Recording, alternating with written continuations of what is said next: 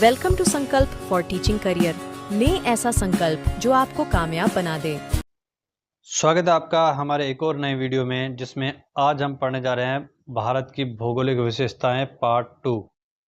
क्योंकि पार्ट 1 में हमने इसकी पहली भौगोलिक विशेषता हिमालय के बारे में पूरा अध्ययन किया, उसको पहले पार्ट में किया क्योंकि वो हिमालय का एक ही टॉपिक इतना ज़्यादा लंबा था कि वो अलग से एक वीडियो बनाना पड़ा।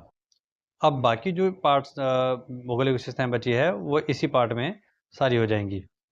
तो बिना देरी के स्टार्ट करते हैं आज की दूसरी भौगोलिक विशेषता, जिसका नाम है उत्तरी मैदान। अब ये उत्तरी मैदान मैप में कहाँ पर है वो हम पहले देख चुके हैं पार्ट 1 में। जिसने भी इस चैप्टर का पार्ट 1 नहीं देखा वो डिस्क्रिप्शन में जाके पहले पार्ट 1 को देखें, क्योंकि उसके बाद ही ये पार्ट 2 समझ में आएगा। और बाकी इस कोर्स से रिलेटेड सारी जानकारी उसी पार्ट में दे रखी है, तो यहाँ हम ज़्यादा जानकारी ना देते हुए डायरेक्ट टॉपिक पर आते हैं। टॉपिक है उत्तरी मैदान। तो भारत के उत्तर क्षेत्र में जो मैदान है उनके बारे में हम पढ़ने जा रहे हैं। तो फर्स्ट पॉइंट है, उत्तरी मैदान 3 प्रमुख नदी प्रणालियों सिंधु, गंगा व ब्रह्मपुत्र द्वारा लाए गए जलोढ़ों के निक्षेपण से निर्मित है, इसलिए इन्हें सिंधु गंगा ब्रह्मपुत्र मैदान भी कहते हैं। मतलब भारत के उत्तरी क्षेत्र में जहाँ सिंधु नदी, गंगा नदी और ब्रह्मपुत्र नदी बहती है, ये तीनों मिलकर के उत्तर भारत में एक बड़ा मैदान बनाती हैं, उसी को उत्तरी मैदान या सिंधु गंगा ब्रह्मपुत्र मैदान कहते हैं। बात करते हैं दूसरे पॉइंट की। दूसरा है, इसका क्षेत्रफल लगभग 7 लाख वर्ग किलोमीटर है, जिसकी लंबाई 2400 किलोमीटर व चौड़ाई पूर्व में 220 किलोमीटर से पश्चिम में 320 किलोमीटर है। मतलब पूर्वी हिस्सा जो मैदान का है वो थोड़ा कम चौड़ा है और पश्चिम में इस तरह से ज़्यादा चौड़ा है। तो यहाँ पूर्व में 220, पश्चिम में 320 और लंबाई 2400 किलोमीटर, इस तरीके से मैदान फैले हुए हैं उत्तर भारत में।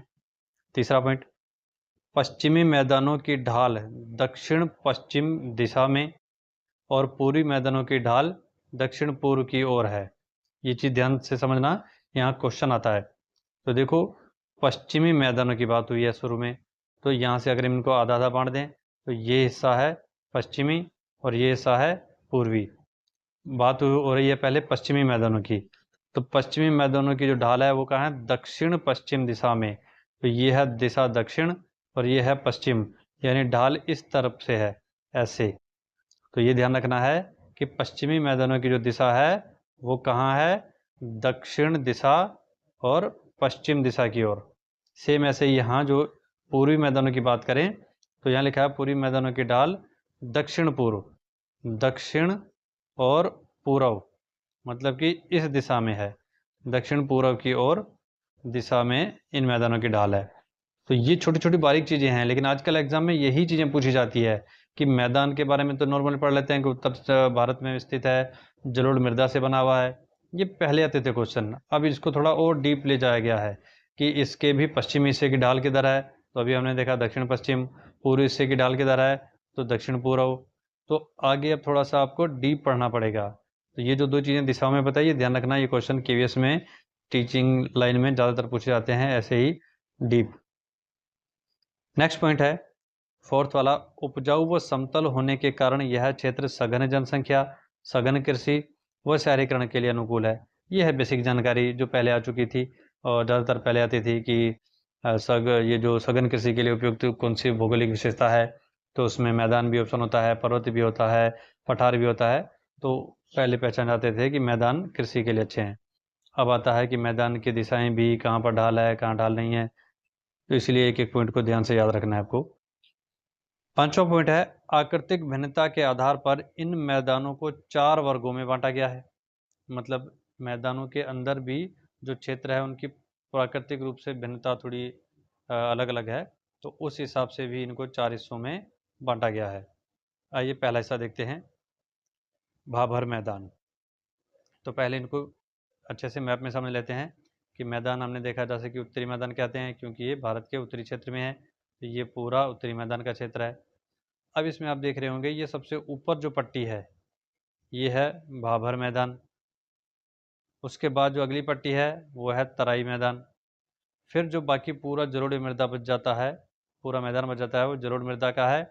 उनमें से जो पुरानी जलोढ़ है उसको कहते हैं बांगर, और नई जलोढ़ को खादर। बस यही 4 हिस्से हैं जिनको अब हमें पॉइंट में पढ़ना है। शुरू करते हैं। पहला, भाबर मैदान। शिवालिक हिमालय के दक्षिण में 8 से 16 किलोमीटर की पट्टी जो पश्चिम में अधिक चौड़ी और पूर्व में संकरी है को भाबर मैदान कहते हैं। अब ये भी वही बात आ गई, आप भाबर के मैदान को देख रहे हो तो वो कुछ इस तरह से, मैं थोड़ा ज़्यादा अंतर करके बताता हूँ कि हमने पूर्व में इसको देखो कम चौड़ा रखा है, पश्चिम में ज़्यादा चौड़ा रखा है। यही बात कही गई है भाबर के बारे में कि एक तो ये शिवालिक के जस्ट नीचे वाली पट्टी है, दूसरा ये पूर्व में संकरी यानी पतली है और पश्चिम में ज़्यादा चौड़ी है।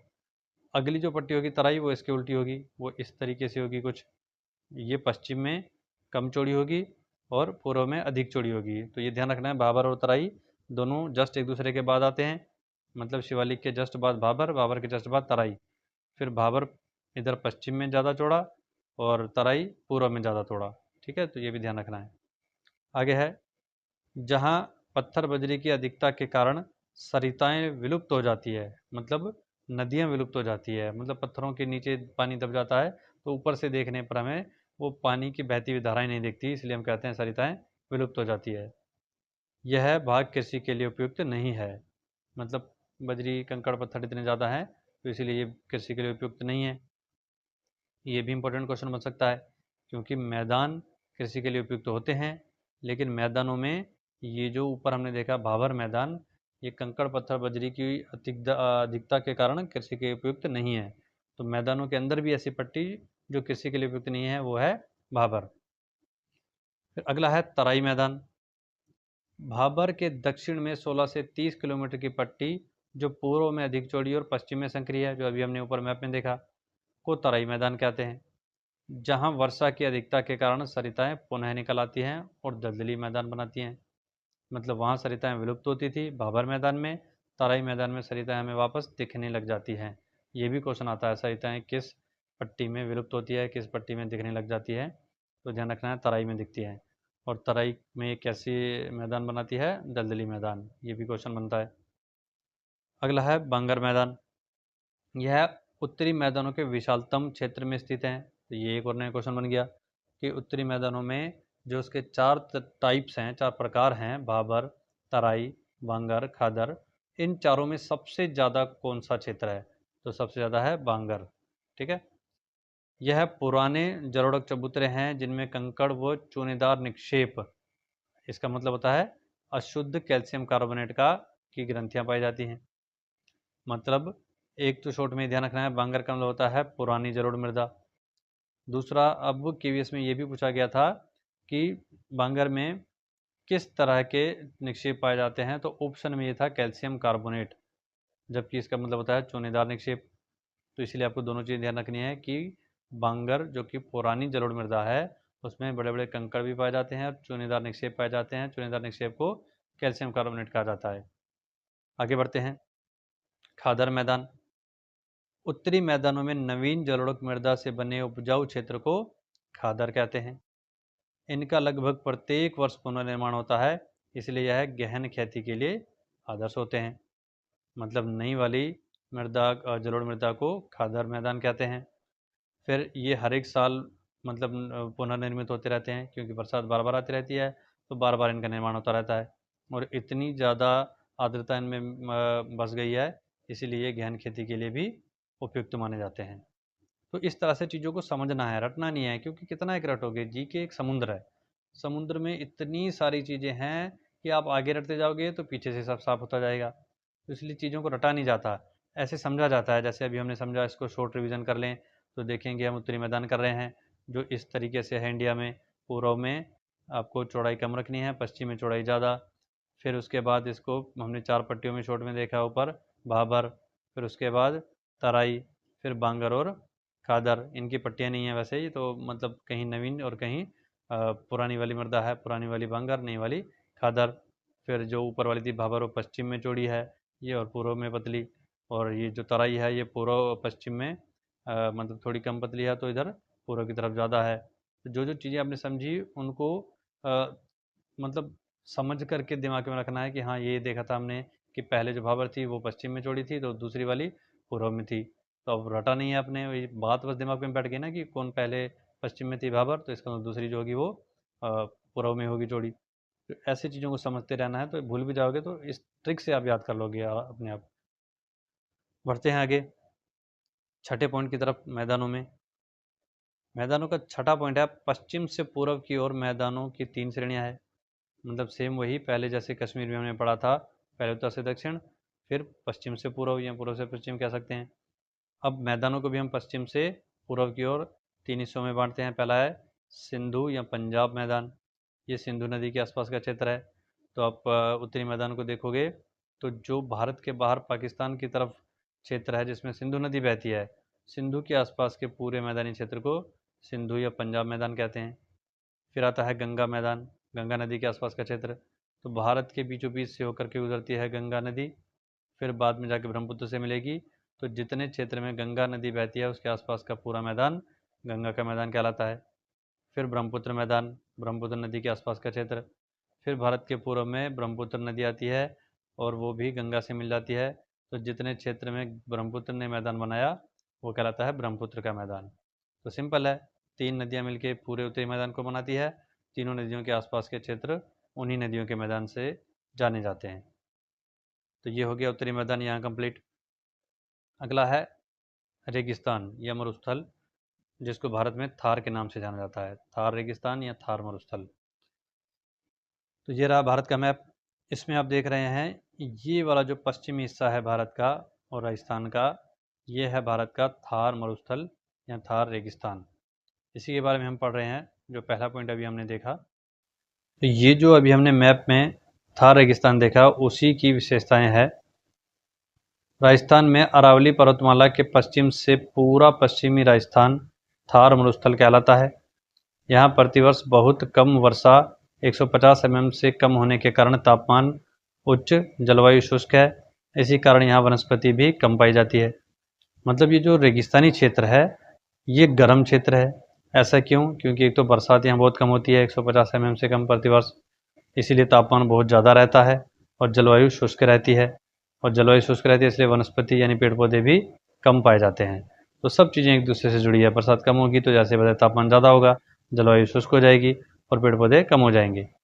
दूसरा पॉइंट, इस क्षेत्र में पाए जाने वाले पेड़ हैं बैर, बबूल, खैर, खजूर, खेजड़ी, कैक्टस व नागफनी आदि। इनको 2-3 बार पढ़ लेना, क्योंकि ये क्वेश्चन इस तरीके से आता है कि निम्न में से कौन सी वनस्पति रेगिस्तानी क्षेत्र में उगती है। तो आपको पहचान लेना है रेगिस्तान में कौन कौन से पेड़ है जो अभी हमने देखे। आगे है, शुष्क जलवायु के कारण इनकी पत्तियां छोटी होती हैं ताकि वाष्पीकरण कम से कम हो, और इनकी जड़ें जल की तलाश में लंबी दूरी तक फैली होती हैं। तो यहाँ हम देख रहे हैं कि ये सारे लक्षण रेगिस्तान को दर्शाते हैं कि एक तो वाष्पीकरण कम हो, इसलिए यहाँ के पेड़ों की जो पत्तियां हैं वो काफ़ी छोटी छोटी होती हैं। जब यही क्वेश्चन बन सकता है कि रेगिस्तान के पेड़ों में पत्तियां छोटी क्यों पाई जाती है, क्योंकि पानी की कमी है, वाष्पीकरण कम होता है, तो कम होगा तो पत्तियां छोटी होती हैं। फिर उसके अलावा ये भी क्वेश्चन आ सकता है कि किस तरह के भौगोलिक क्षेत्र के पेड़ों की जड़ें पानी की तलाश में बहुत ज़्यादा दूर चली जाती हैं। तो रेगिस्तानी पेड़ों की जड़ें, क्योंकि इनको पानी की कमी होती है तो इसीलिए पानी की तलाश में ये दूर दूर तक फैल जाती हैं। मतलब जिसको ज़रूरत होगी वही तो फैलेगी ना। जो ऑलरेडी बड़े बड़े वर्षावनों में पेड़ पौधे हैं उनको तो वहीं पानी इतना ज़्यादा मिल रहा है कि जड़ों को ज़्यादा दूर जाने की ज़रूरत ही नहीं है। इन रेगिस्तानी पेड़ों को जाने की ज़रूरत है, तो अपने आप भी ये पॉइंट यहाँ खिंचा चलाता है। तीसरा पॉइंट है, इस क्षेत्र की प्रमुख स्थलाकृतियों में अर्धचंद्राकार बालू के टीले, इन्हें बरखान कहते हैं, छत्रक शैल व रेतीले टीले शामिल हैं। तो इसमें ये बरखान क्वेश्चन आया हुआ है। एक तो ये था कि बरखान का मतलब क्या है, तो जो अर्धचंद्राकार बालू के टीले होते हैं उन्हें ही बरखान कहते हैं। दूसरा क्वेश्चन ऐसे बनता है, बरखान आकृति कहाँ बनती है, तो उसमें ऑप्शन रेगिस्तान भी आता है, नदी भी आता है, समुद्र भी आता है, हिमनद भी आता है। तो इस तरह से अलग अलग होंगे, लेकिन आपको पहचान लेना है बालू यानी रेत से बनते हैं तो रेगिस्तान में ही होंगे। नेक्स्ट पॉइंट की तरफ बढ़ते हैं। फोर्थ पॉइंट है, इस क्षेत्र की सबसे लंबी नदी लूनी नदी है, जो अजमेर के दक्षिण से निकलकर मरुस्थल में बहती हुई कच्छ गुजरात के दलदलीय क्षेत्र में विलुप्त हो जाती है। सुकरी, सुरसुती, बूंदी व जवाई इसकी सहायक नदियां हैं। मतलब हम बात करें रेगिस्तान की, तो रेगिस्तान की एक लंबी नदी है वो है लूनी नदी, बाकी ये सुकरी, सुरसुती, बूंदी, जवाई ये इसकी सहायक छोटी छोटी नदियाँ हैं। ये जो लंबी नदी है लूनी, ये भी अजमेर के दक्षिण से निकलती है और इसी मरुस्थल के बीच में बहते हुए गुजरात कच्छ तक जाती है और वहाँ रेगिस्तान में ही विलुप्त हो जाती है। तो ये ध्यान रखना है, रेगिस्तान की एकमात्र लंबी नदी कौन सी है, तो नाम ध्यान रखना है लूनी नदी। 5वां पॉइंट है, थार मरुस्थल के पूर्वी किनारे पर विश्व की प्राचीन पहाड़ियों में से एक अरावली पर्वतमाला है, जो पालनपुर गुजरात से 800 किलोमीटर दूर दिल्ली तक फैली है। इसकी सबसे ऊंची चोटी गुरु शिखर 1722 मीटर ऊंची है, ये माउंट आबू में स्थित है। तो यहाँ अरावली पर्वतमाला का भी एक पॉइंट है, ये भारत की ही क्या विश्व की सबसे प्राचीन पर्वतमाला में से एक है। तो ये गुजरात के पालनपुर से स्टार्ट होती है और दिल्ली तक आती है 800 किलोमीटर लंबाई में। इसकी सबसे ऊंची चोटी गुरु शिखर है 1722 मीटर में और कहाँ स्थित है, माउंट आबू में। ये सारे क्वेश्चन इससे बनते हैं। तो यहाँ रेगिस्तान टॉपिक भी कंप्लीट होता है। अब अगला टॉपिक है प्रायद्वीपीय पठार। प्रायद्वीपीय पठार सबसे पहले तो इसकी लोकेशन मैप में देखनी है। तो प्रायद्वीपीय पठार आप देख रहे हो, भारत का ये जो वी शेप का हिस्सा है दक्षिण भारत, ये प्रायद्वीपीय भारत है। इसके बीच में ये जो पठारीय क्षेत्र है, इसी क्षेत्र को कहते हैं प्रायद्वीपीय पठार। अब इस प्रायद्वीपीय पठार को भी अलग अलग हिस्सों में बांटा गया है। तो यहाँ आप देख सकते हो, ये जो नर्मदा के ऊपर का क्षेत्र है, इस पठार को मध्य उच्च भूमि पठार कहते हैं, इसी में मालवा का पठार है। फिर ये पूरी साइड में है छोटा नागपुर का पठार, और बाकी जो नीचे बच गया दक्षिण में वो है दक्कन का पठार, और मेघालय साइड में है मेघालय पठार। तो प्रायद्वीपीय पठार के अंदर भी ये 4 छोटे छोटे पठार आते हैं। तो इन सबको एक एक करके पढ़ना है हमें। पहला पॉइंट, प्रायद्वीपीय पठार एक त्रिभुजाकार मेज की आकृति वाला भूभाग है जो पुराने क्रिस्टलीय, आग्नेय व रूपांतरित स्थलों से बना है। ये एक एक शब्द क्वेश्चन बन जाता है कि प्रायद्वीपीय पठार जो है वो किस आकृति का है, त्रिभुजाकार, ये क्वेश्चन बन सकता है। ये किन शैलों या चट्टानों से बना है, क्रिस्टलीय, आग्नेय व रूपांतरित शैलों से बना है। फिर ये जो प्रायद्वीपीय पठार है ये पुराना है, मतलब पुरानी स्थलाकृति है या नई स्थलाकृति है, तो ये प्राचीन है, सबसे प्राचीन। कि इसमें ये भी एक क्वेश्चन आया हुआ है कि एक आदमी भारत की सबसे नवीन स्थलाकृति में घूम रहा है, उसके बाद वो भारत की सबसे प्राचीन स्थलाकृति में गया, तो बताओ वो किन 2 जगह में घूमा। तो उसमें ऑप्शन जो सही आंसर था वो था पहले का, नवीन का हिमालय पर्वत, और पुराने का ये कर्नाटक प्रायद्वीपीय भारत। तो ध्यान रखना है, प्रायद्वीपीय भारत भारत की सबसे पुरानी स्थलाकृति है और हिमालय सबसे नई। दूसरा पॉइंट है, प्रायद्वीपीय पठार आर्कियन से कार्बोनिफेरस युग के गोंडवाना लैंड के टूटने से बना है। इसी कारण यह भारत का प्राचीनतम भूभाग है, जो अभी हमने समझा कि प्रायद्वीपीय भारत जो हिस्सा है वो भारत का सबसे प्राचीनतम भाग है। और ऐसा क्यों, क्योंकि आर्कियन और कार्बोनिफेरस युग के टाइम पर गोंडवाना लैंड से बना था। अब इसके जो अलग अलग वर्गीकरण में पठार बने हुए हैं उनको देखते हैं। प्रायद्वीपीय पठार को निम्न 4 वर्गों में बांटा गया है। पहला है मध्य उच्च भूमि पठार, इसी में मालवा पठार है। दक्कन का पठार दूसरा, तीसरा है छोटा नागपुर का पठार, और चौथा मेघालय का पठार, जिनको अभी हमने मैप में देखा। अब एक एक क्षेत्र की विशेषताएं देखते हैं जिनसे क्वेश्चन बन सकता है। पहला आता है मध्य उच्च भूमि पठार। मध्य उच्च भूमि का अधिकांश भाग मालवा पठार कहलाता है। अभी जो हमने देखा ऊपर मध्य उच्च भूमि पठार था नर्मदा के ऊपर, उसका ज़्यादातर हिस्सा मालवा का पठार है। यह भाग उत्तर से उत्तरी मैदानों, दक्षिण से नर्मदा नदी, पूर्व से महादेव की पहाड़ियाँ व पश्चिम से अरावली पर्वतमाला से घिरा हुआ है। मतलब ये जो अभी हमने मालवा का पठार देखा था, मध्य उच्च भूमि पठार, इसके चारों दिशाओं की बात हो रही है कि इसके ऊपर उत्तर में तो उत्तरी मैदान है, फिर दक्षिण में नर्मदा नदी है, पूर्व में महादेव की पहाड़ियाँ हैं और पश्चिम में अरावली पर्वतमाला है। तो ये चारों चीज़ ध्यान रखनी है, दिशाओं के हिसाब से क्वेश्चन पूछा जा सकता है। आगे है, यहाँ बहने वाली नदियों में चंबल, बेतवा व केन नदियाँ शामिल हैं, जो दक्षिण पश्चिम से उत्तर पूर्व की ओर बहती हैं और इस क्षेत्र की ढाल को दर्शाती है। मतलब ये जो 3 नदियाँ हैं, ये इस क्षेत्र में दक्षिण पश्चिम से, ये दिशा दक्षिण होती है नीचे वाली और ये पश्चिम है, ये दक्षिण पश्चिम से जाती हैं उत्तर पूर्व की ओर। मतलब क्योंकि उत्तर पूर्व में उधर गंगा नदी है, तो ये आगे जाके यमुना में, फिर यमुना जाके गंगा में मिल जाएगी। तो इस तरह से ये तीनों नदियाँ हैं जो दक्षिण पश्चिम दिशा से और उत्तर पूर्व दिशा की ओर बहती है। ये दिशाएं ध्यान रखनी है, दिशाओं से क्वेश्चन बहुत आने लगे हैं आजकल। अगला है दक्कन का पठार। दक्कन के पठार का निर्माण कार्बोनिफेरस युग के दौरान अत्यधिक ज्वालामुखी उद्गार की बेसाल्ट आग्नेय शैल से निर्मित काली मृदा से हुआ। इसका विस्तार नर्मदा नदी के नीचे दक्षिण तक है। मतलब दक्कन का पठार जो हमने देखा दक्षिण का, ये भारत का वी शेप का इलाका जो है, इसमें जो नीचे वाला हिस्सा है ये है दक्कन का पठार। और ये जो आग्नेय शैल ज्वालामुखी के कारण जो आग्नेय शैल बनी, फिर उनके टूटने से जो काली मृदा बनी, उसी से बना हुआ है।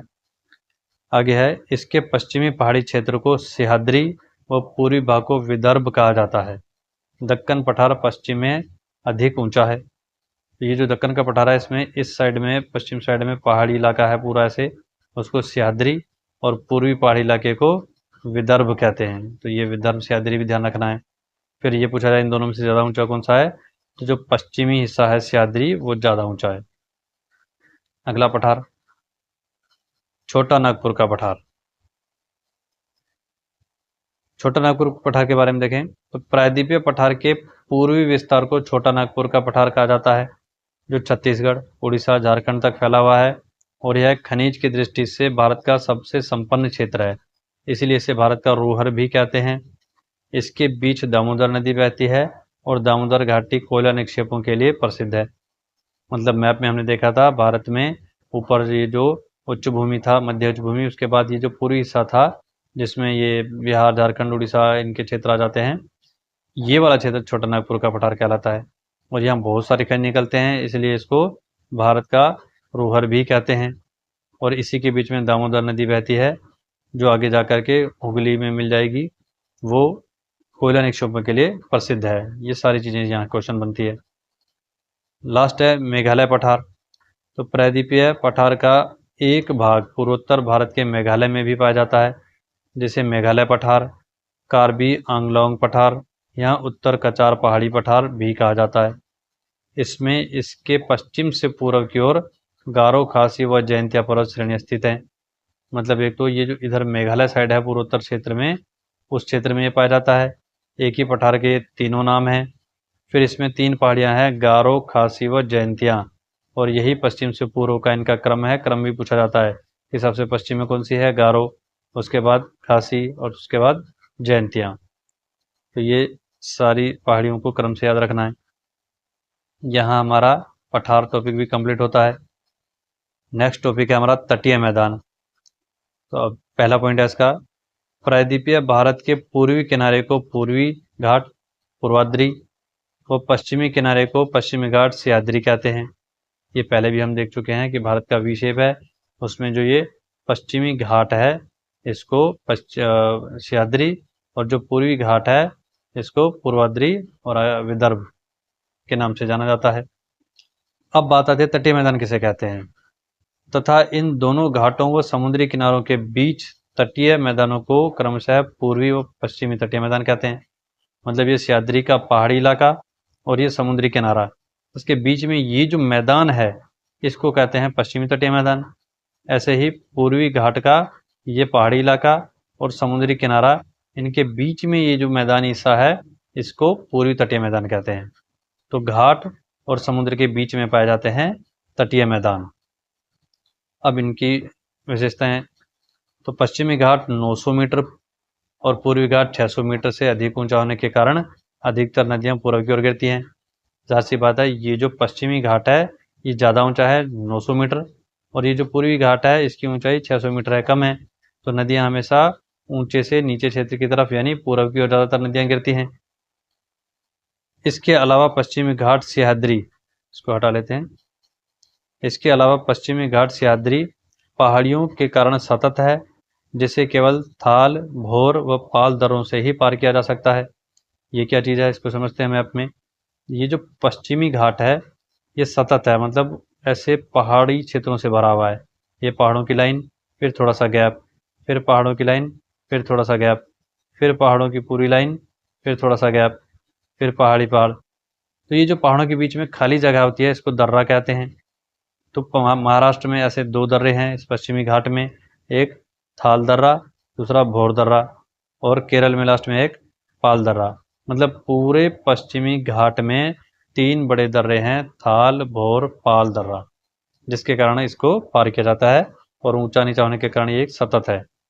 ये तो भी पश्चिमी घाट की विशेषता। अब देखते हैं पूर्वी घाट की विशेषता।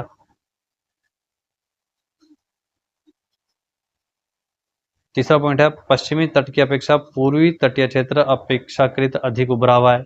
वो सतत है और ये उभरा हुआ है, इसलिए पूर्वी तट में पत्तनों की संख्या कम है। तो उभार के कारण यहाँ पत्तनों की अनुकूल स्थितियां नहीं पाई जाती, इसलिए पत्तनों की संख्या कम है।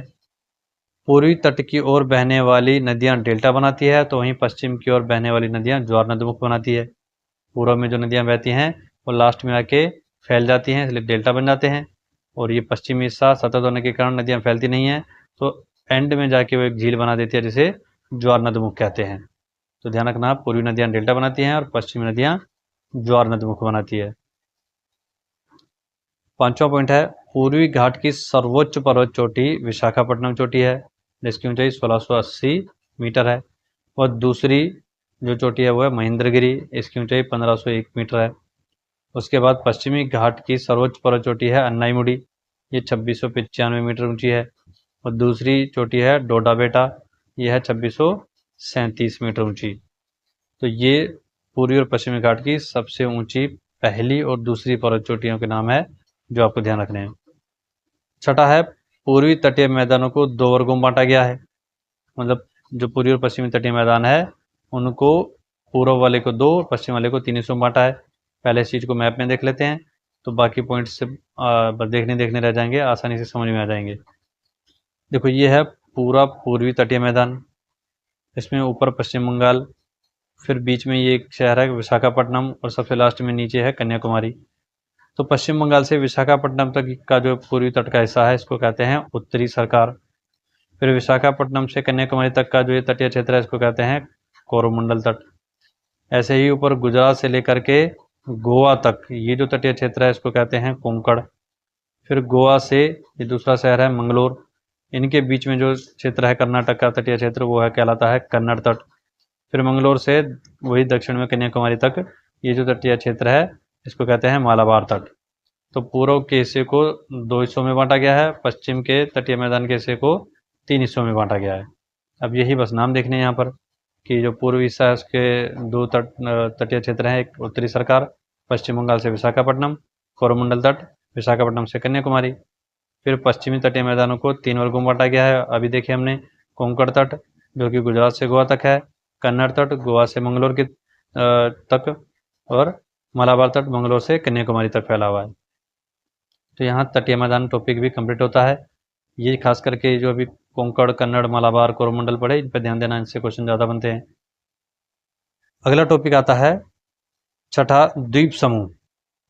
तो भारत में 2 द्वीप समूह हैं, एक अंडमान निकोबार व लक्षद्वीप। ये भारत का मुख्य भूभाग है। इसके इस साइड में पूर्व में जो बंगाल की खाड़ी है उसमें आप ये देख रहे हो, तो ये है अंडमान निकोबार द्वीप समूह, ये है लक्षद्वीप द्वीप समूह। इनके बारे में हम पढ़ने जा रहे हैं। तो पहला है अंडमान निकोबार। बंगाल की खाड़ी में स्थित अंडमान निकोबार द्वीप समूह में लगभग 572 द्वीप हैं। इनमें से 38 द्वीपों पर आबादी पाई जाती है। तो 3-4 क्वेश्चन बन गए। एक तो अंडमान निकोबार कौन से सागर में है? बंगाल की खाड़ी में है। दूसरा, इसमें टोटल कितने द्वीप हैं? 572। रहने के योग्य आबादी वाले कितने हैं? 38। उसके बाद दूसरा पॉइंट,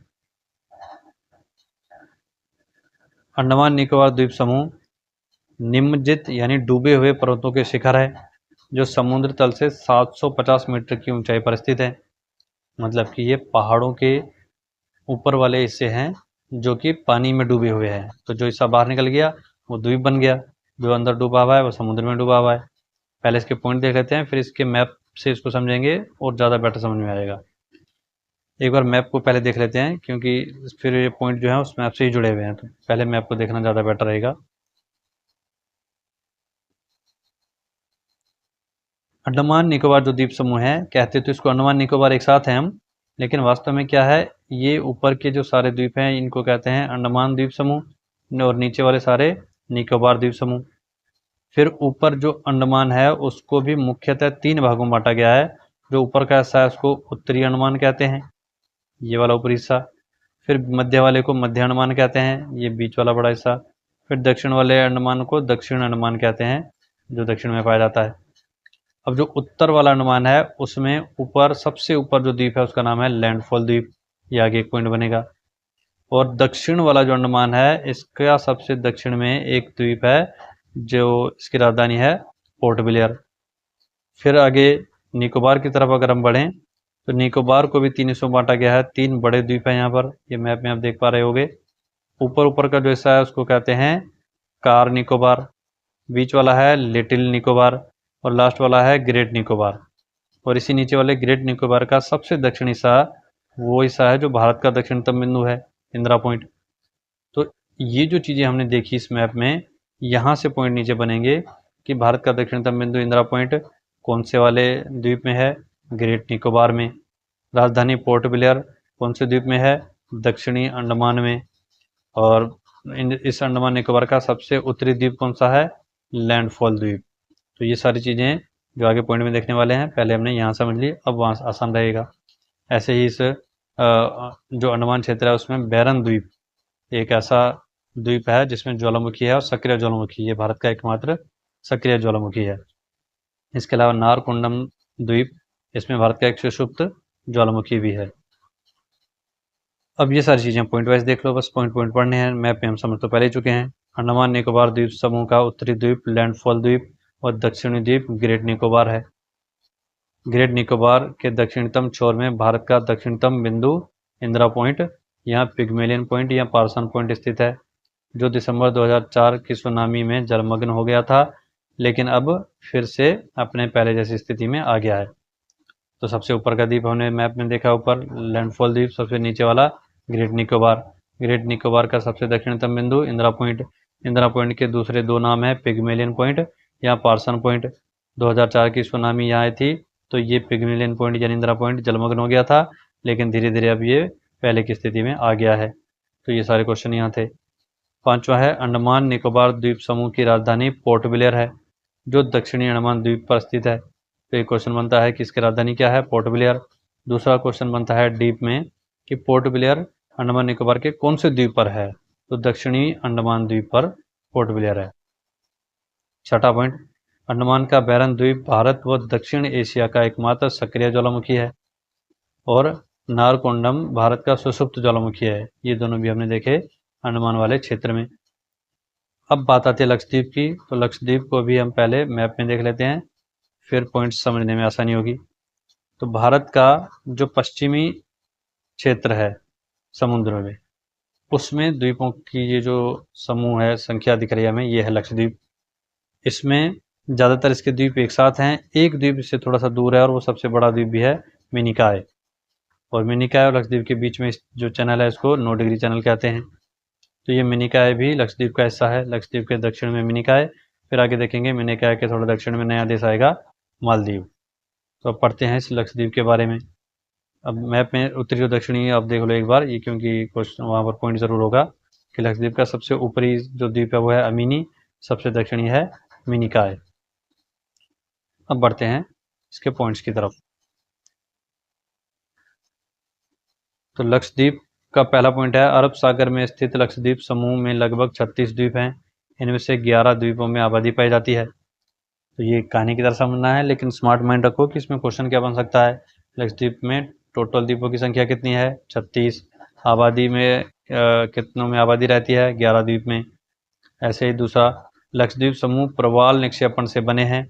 1973 से पहले इन्हें लकाद्वीप, एमीन द्वीप व मिनिकॉय द्वीप कहा जाता था। 1973 के बाद इनका नाम लक्षद्वीप रखा गया। तो यहाँ भी 2-3 क्वेश्चन बनते हैं। पहला कि लक्षद्वीप किस तरह की आकृतियों से बने हैं, प्रवाल निक्षेपण से। इनका नाम लक्षद्वीप कब पड़ा, 1973 में। इससे पहले इनको क्या कहा जाता था, लकाद्वीप, एमीन द्वीप और मिनिकॉय द्वीप। तीसरा पॉइंट, लक्षद्वीप का उत्तरी द्वीप एमिनी द्वीप व दक्षिणी द्वीप मिनिकॉय द्वीप है तथा इसकी राजधानी कवारती है। तो उत्तरी दक्षिणी द्वीप हमने देखा अभी मैप में, और कवारती आपको ध्यान रखना है कि इसका एक द्वीप जिसका नाम कवारती है वो लक्षद्वीप की राजधानी है। फोर्थ है, लक्षद्वीप में केवल अगाती द्वीप में हवाई अड्डा है। तो हवाई अड्डा किस में पाया जाता है, अगाती द्वीप में। लक्षद्वीप में पीटली द्वीप एक पक्षी अभ्यारण्य है, तो पक्षी अभ्यारण्य लक्षद्वीप के कौन से द्वीप में है? पीटली द्वीप में। ये सारी जो चीज़ें आप पढ़ रहे हो, पढ़ते ही समझ लिया करो कि इसमें क्वेश्चन क्या बनता है, उस क्वेश्चन के अकॉर्डिंग ही आपको पॉइंट को ध्यान में रखना है। आगे बढ़ते हैं। छठा पॉइंट, लक्षद्वीप केरल तट के पश्चिम में 280 किलोमीटर से 480 किलोमीटर तक विस्तृत है। मतलब भारत का केरल राज्य है, उससे 280 किलोमीटर दूर जाएंगे तो लक्षद्वीप स्टार्ट हो जाएगा और एंड कहाँ होता है? 480 किलोमीटर। मतलब केरल से 480 से 280 के बीच में लक्षद्वीप पाया जाता है। उसके बाद सातवां पॉइंट है, लक्षद्वीप के मिनिकॉय द्वीप में मालदीव की महल भाषा व शेष लक्षद्वीप समूह में मलयालम भाषा बोली जाती है। मतलब लक्षद्वीप हमने देखा अभी कि उसमें ज़्यादातर जो हिस्से हैं वो भारत के नज़दीक हैं, तो जो भारत के नज़दीक हैं वो तो केरल की मलयालम भाषा बोलते हैं ये सारे द्वीप। लेकिन ये जो मिनिकॉय एक द्वीप है जो थोड़ा सा दूर है, इसके आगे नया देश है मालदीव। मालदीव में बोली जाती है महल भाषा, तो ये मिनिकॉय वाले लोग भी इनकी महल भाषा ही बोलते हैं। तो ये भी इंटरेस्टिंग फैक्ट है। तो इंटरेस्टिंग क्वेश्चन भी बनता है यहाँ पर कि लक्षद्वीप के कौन से द्वीप में मालदीव की भाषा बोली जाती है? तो नाम ध्यान रखना है मिनिकॉय द्वीप में, और भाषा कौन सी है? महल भाषा। तो यहाँ ये दूसरा पार्ट भी ख़त्म होता है। उम्मीद करता हूँ ये वीडियो आपके लिए यूज़फुल रहा होगा। वीडियो यूज़फुल रहा हो तो वीडियो को लाइक, शेयर और सब्सक्राइब करें। मिलते हैं नेक्स्ट वीडियो में।